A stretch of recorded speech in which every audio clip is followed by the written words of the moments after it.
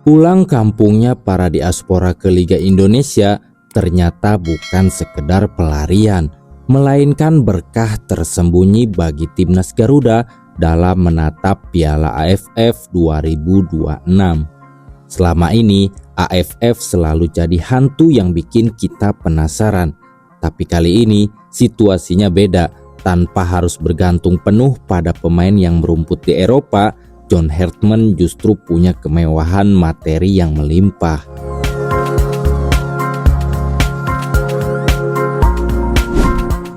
Materi full diaspora ini bukan cuma soal nama besar, tapi soal kekuatan mengerikan yang siap menggebrak panggung ASEAN.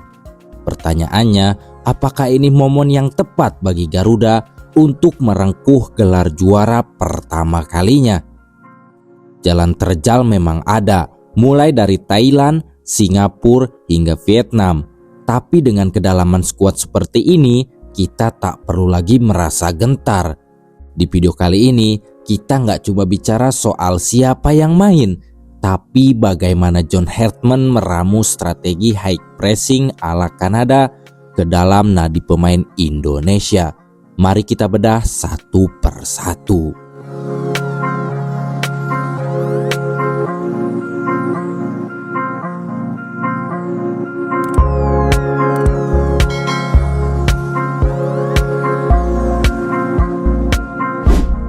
Mari kita mulai dari posisi paling krusial, penjaga gawang. Meski tanpa Martin Paes, kita punya sosok baru dalam diri Cyrus Margono. Kiper setinggi 1,91 meter ini punya jangkauan luar biasa dan pengalamannya di Eropa. Tapi yang paling disukai Hartman adalah tipenya sebagai sweeper goalkeeper. Artinya, ia nggak cuma jago nepis bola, tapi juga bisa bangun serangan dengan akurasi umpan mencapai 86%. Ini dia peluang masih diselamatkan dan masih ada penyelamatan dengan menggunakan kaki dari Teja Pakualam. Sebagai pelapis, jangan lupakan Teja Pakualam. Penampilannya di Persib musim ini sungguh ngeri. Catatan clean sheet-nya mencapai 15 kali di semua kompetisi. Bayangkan, persaingan di posisi kiper saja sudah seketat ini. Siapapun yang main, gawang Indonesia bakal punya garansi aman.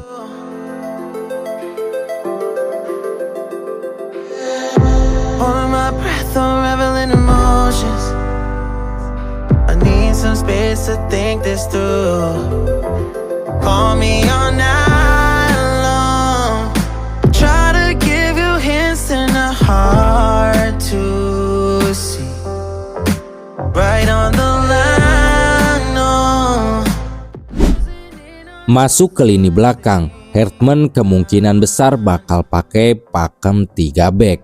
Trio Rizky Ridho, Jordi Amat, dan Dion Marks bakal jadi tembok yang sulit ditembus.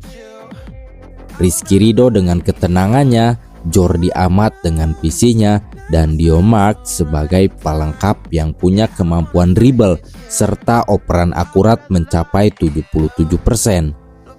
Menariknya, kalau butuh variasi, kita masih punya Sandy Walsh yang bisa ditarik jadi bek tengah.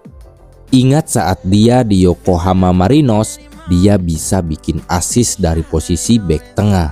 Ini yang disebut kedalaman skuad. Pemain bisa berganti peran tanpa menurunkan kualitas tim.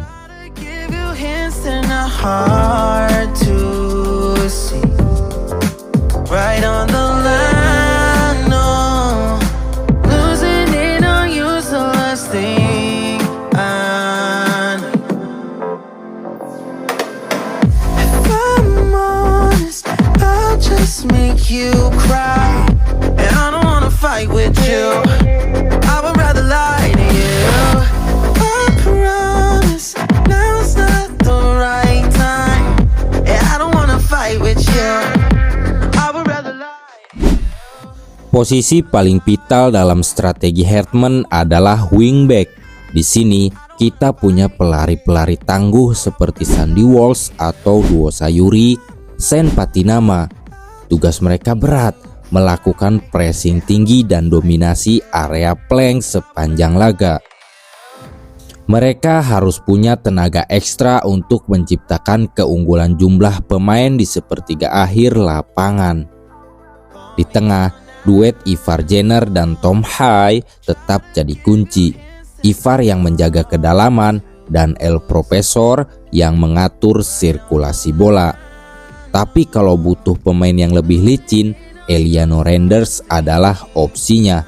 Mobilitas Aditijani Renders ini sering bikin lawan bingung karena dia bisa muncul di mana saja. I'm honest, I'll just make you cry, and I don't wanna fight with you. Nah, ini dia yang paling dinanti, lini depan. John Hartman punya banyak opsi, mulai dari formasi 3-4-2-1 hingga 3-4-3.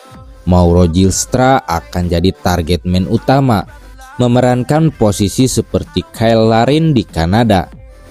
Dia kuat dalam duel udara dan pintar menjemput bola.